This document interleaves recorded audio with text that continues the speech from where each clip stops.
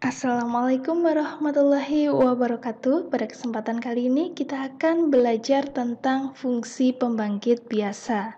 Nah, fungsi pembangkit adalah salah satu metode yang dapat digunakan untuk menyelesaikan permasalahan. Dengan mentranslasi persoalan ke dunia fungsi pembangkit, maka kita dapat menggunakan sifat-sifat khusus dari fungsi pembangkit sebagai jalan untuk memecahkan masalah. Nah, misalkan saja melakukan operasi diferensial. Nah, hal ini membuat ada yang beranggapan bahwa fungsi pembangkit merupakan jembatan antara matematika diskrit dan kontinu. Nah, fungsi pembangkit ini memiliki banyak penggunaan, misalnya untuk menyelesaikan permasalahan rekurensi, counting, membuktikan identitas kombinatorika, maupun aplikasi-aplikasi lain yang beragam. Baik, kita masuk ke definisinya. Banyak cara yang dapat digunakan untuk mencari fungsi pembangkit biasa. Nah, di antaranya adalah pembagian biasa, pendiferensial, penderetan, pengurangan, dan penjumlahan atau gabungan dari cara-cara tersebut. Nah, definisinya diberikan suatu bilangan asli A, ya himpunan ya ini, di mana A-nya itu adalah A0, A1, A2 sampai AK dan seterusnya tak hingga ya. Nah, A ini adalah barisan ya. Fungsi pembangkit biasa dari barisan A ini adalah fungsi polinom, di mana fx itu sama dengan A0 ditambah A1x ditambah A2x kuadrat ditambah sampai AK x pangkat K ditambah sampai tak hingga. Nah, sederhananya bisa kita tuliskan jadi sigma dari K-nya itu dari 0 sampai tak hingga AK x pangkat K. Jadi, barisan A-nya itu adalah koefisien-koefisien dari ini ya, dari fungsi polinom ini. Nah, ini kan A0 untuk X pangkat 0, A1 koefisien untuk X, A2 koefisien untuk X kuadrat, dan seterusnya. Ingat ya, jadi fungsi pembangkit biasanya itu adalah polinom, fungsi polinomnya, kemudian barisan A-nya itu adalah koefisien-koefisiennya. Fungsi pembangkit biasa atau nanti kita sebut dengan FPB dari barisan terhingga bilangan asli A0, A1, A2, AN ya sampai AN karena barisan terhingga ditentukan dengan memperluas barisan menjadi. Nah, ini bisa diperluas menjadi A0, A1, A2 sampai AN. Kemudian AN plus 1, AN plus 2, dan seterusnya. Nah dari sini AN plus 1 sampai seterusnya itu adalah nilainya 0. Dan fungsi pembangkitnya adalah fx A0 ditambah A1x ditambah A2x kuadrat ditambah sampai AN x pangkat n. Bisa kita sederhanakan menjadi sigma, K-nya itu dari 0 sampai N, AK X pangkat K. Jadi fungsi polinomnya adalah ini. Nah, kita masuk ke contoh. Untuk sebarang N, anggota bilangan bulat positif, ya, N bilangan bulat positif, 1 plus X pangkat N itu adalah sigma, R-nya itu dari 0 sampai N, NR, ya ini NR, X pangkat R sama dengan, ini karena R-nya itu dari 0 sampai N, maka R-nya kita rubah 0. Jadi N0 ditambah N1, nah ini kan X pangkat 0 ya, X pangkat 0 kan 1 ya, kemudian N1X, kemudian N2X kuadrat, dan seterusnya. Jadi dari perubahan sini menuju sini, itu sudah kita pelajari dalam pembahasan kombinasi ya, koefisien binomial ya. Baik, nah dengan demikian fx 1 plus X pangkat N ini adalah fungsi pembangkit biasa dari barisan. Nah, barisannya yang mana nih? A0-nya ini A0, ini A1, ini A2, kemudian ini AN. Sehingga barisannya adalah N0, N1, N2, sampai NN. Kemudian selanjutnya yang lainnya adalah nilainya 0, dan seterusnya. Baik, kita masuk ke contoh selanjutnya. Tentukan barisan dari fungsi pembangkit biasa fx 1 dikurangi x pangkat 5 dibagi 1 min x. Nah, kita bisa menggunakan cara pembagian biasa, yaitu dengan cara Porugapet. Ya, jadi kalau saya punya 1 dikurangi x pangkat 5 dibagi dengan 1 min x, maka kita peroleh nilainya adalah ya 1 dibagi 1 min x kan 1. 1 dikali 1 min x kan 1 min x. Oke, dikurangi negatif x dikurangi ya, kurangi negatif x. Ini kan 0 untuk koefisien x-nya kan, sehingga di sini nilainya adalah x. Nah, x dibagi ini adalah nilainya x. X dikali ini nilainya adalah x min x kuadrat. Nah, dikurangi lagi menjadi x kuadrat dan seterusnya, sehingga kita peroleh nilainya itu adalah 1 ditambah x kuadrat ditambah x pangkat 3 ditambah x pangkat 4.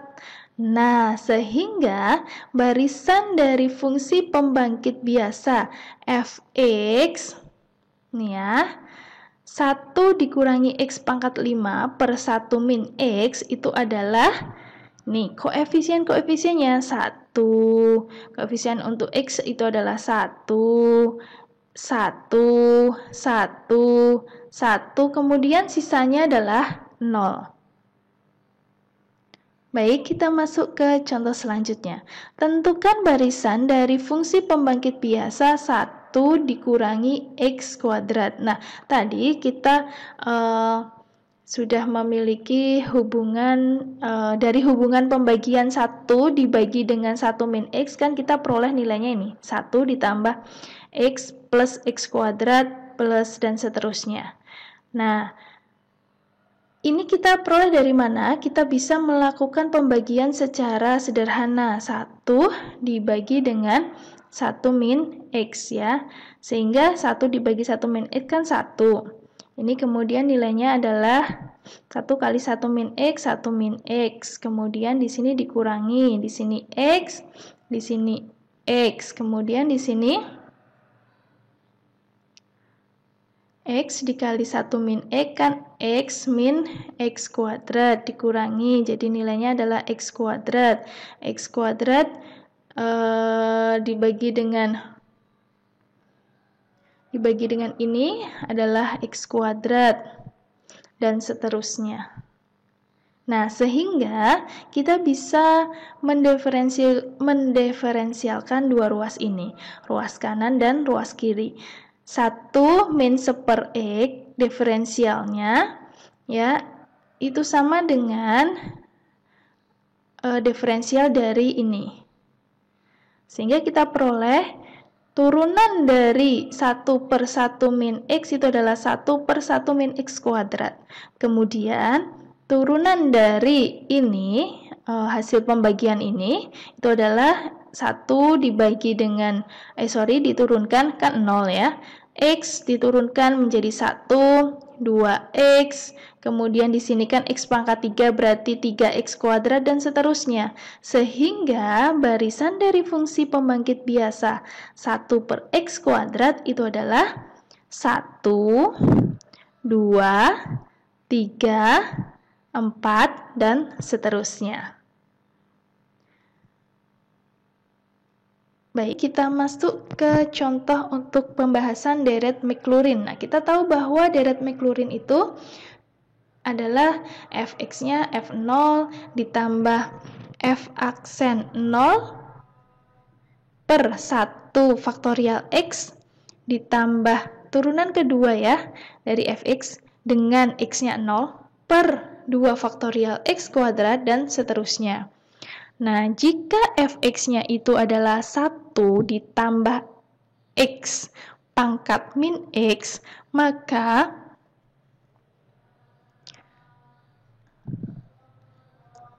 fx-nya itu kan 1 ditambah X pangkat min X. Sehingga f0-nya itu adalah, kita masukkan di sini 1 ditambah 0 pangkat min n itu sama dengan 1. Nah, turunannya f aksen X itu adalah n 1 plus X pangkat min n, sorry ini min n ya, ini min n, min n min 1. Sehingga kalau kita masukkan nilainya 0, turunan pertama X-nya 0, itu adalah min n kalikan dengan 1 plus 0 pangkat min n min 1. Maka ini sama dengan min n ya. Kemudian turunan kedua, min n dikali min n min 1 kali 1 plus X pangkat min n min 2. Sehingga turunan keduanya untuk X sama dengan 0 adalah min n min 1, 1 plus 0 pangkat min n min 2. Maka nilainya adalah min n min 1. Dan seterusnya. Sampai nanti adalah turunan untuk F turunan R ya. Turunan R X itu adalah min n min 1, min n min 2 sampai min n min R plus 1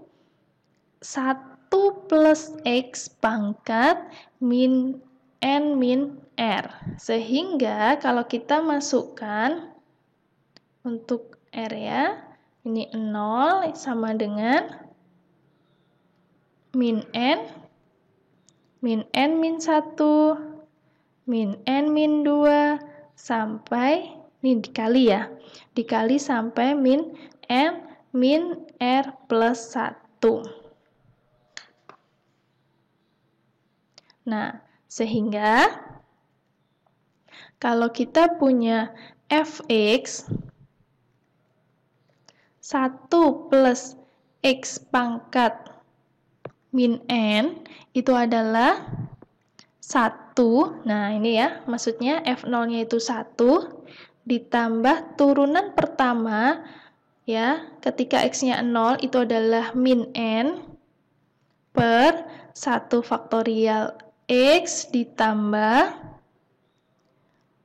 min n dikalikan dengan turunan keduanya ya. Ini ketika X-nya 0 min n min 1 per 2 faktorial X kuadrat ditambah dan seterusnya.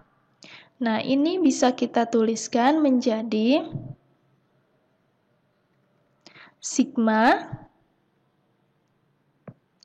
min 1.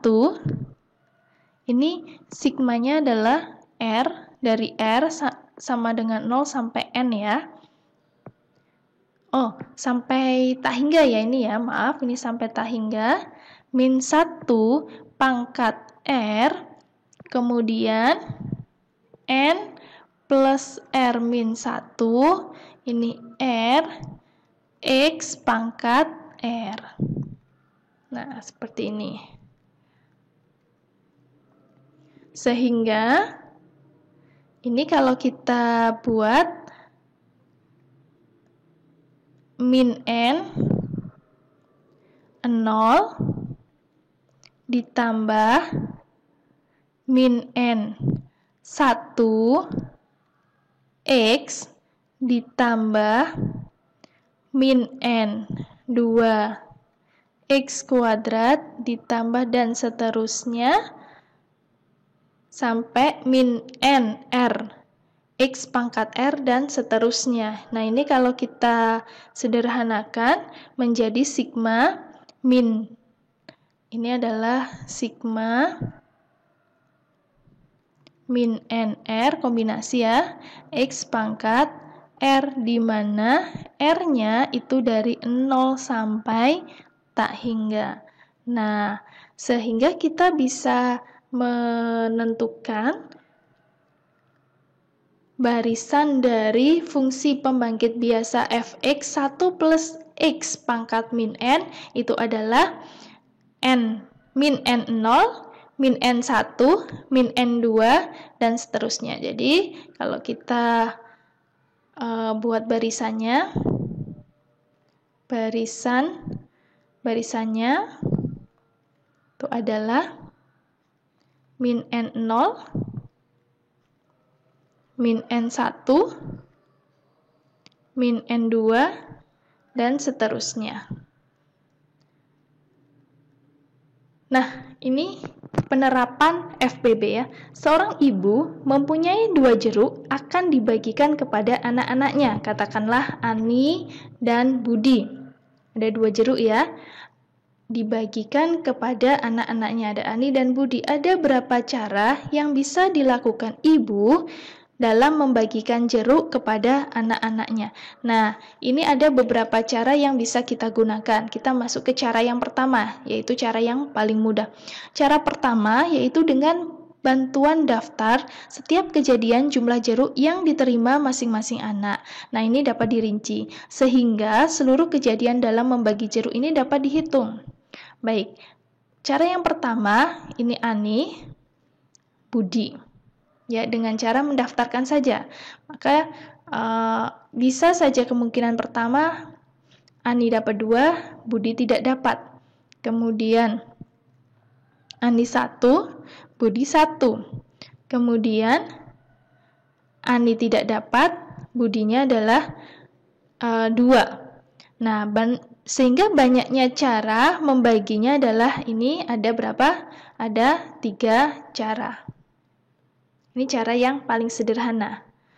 Nah, kemudian cara yang kedua, dengan bantuan kombinasi berulang dan persamaan linear, permasalahan ini dapat dinyatakan dalam bentuk, nah ada 2 ya jeruknya, katakanlah jeruknya adalah X1 dan X2. Sehingga X1 ditambah X2 itu sama dengan 2. Di mana X1 itu lebih dari sama dengan 0, X2 lebih dari sama dengan 0. X1 adalah banyaknya